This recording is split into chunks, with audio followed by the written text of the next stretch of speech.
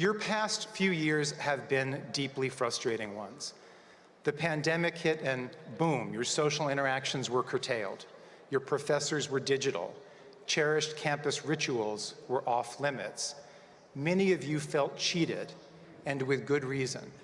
But you know what? In crucial ways, you got a better education because of it. You learned things about yourself and about life that you might not have otherwise. You learned that fate really does turn on a dime. You learned that trouble comes when and how you least expect it, and that you can survive that trouble. You learned that there's no one way of doing things, that there are almost always ingenious alternatives and cunning workarounds. You learned that we humans are a uniquely adaptable species, adept at replacing forbidden diversions with fresh ones, taking our cocktail hours online, fashioning digital versions of birthday parties, finding salvation in sourdough cultures. And you can choose to take comfort and confidence from that. You can regard what you've been through as empowering. That's the trick of happiness. That's the key. You can agonize over what happened in the second half of that final game against Kansas, or you can exult in the fact that you were one of the last two teams standing, and that you got there by beating a university down the road that I respect greatly, but shall leave unnamed. The habit of mind and heart that I'm talking about sometimes gets filed under the heading of optimism or resilience. Or resilience, or optimism, or gratitude. I lost my way, sorry. It's the overlap of all three that I'm talking about. That's where you'll find a special kind of wisdom and a special tool for contentment. Several years ago, a colleague of mine, John Leland, published a beautiful book about his time with people over 80 years old and what he'd observed about those who thrived.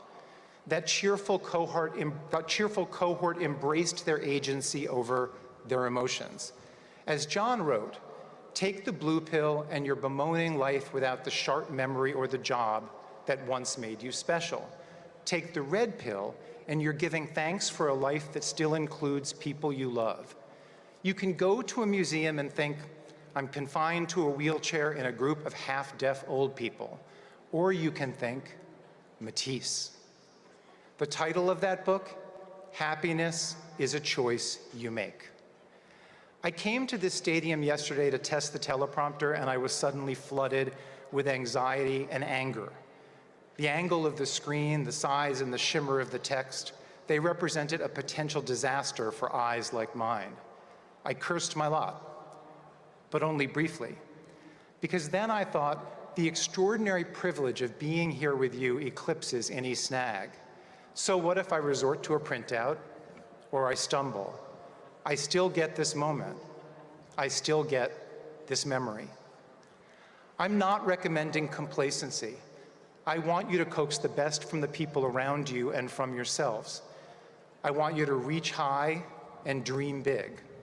We're all counting on that. Some of those dreams will come true. Others won't. That ratio won't determine the buoyancy of your heart or your peace of mind, because those aren't ruled by any arithmetic. They're governed by attitude, by whether you fully cherish the highs and find grace in the face of the lows. Master that, and you've mastered everything. Again, class of 2022, I congratulate you.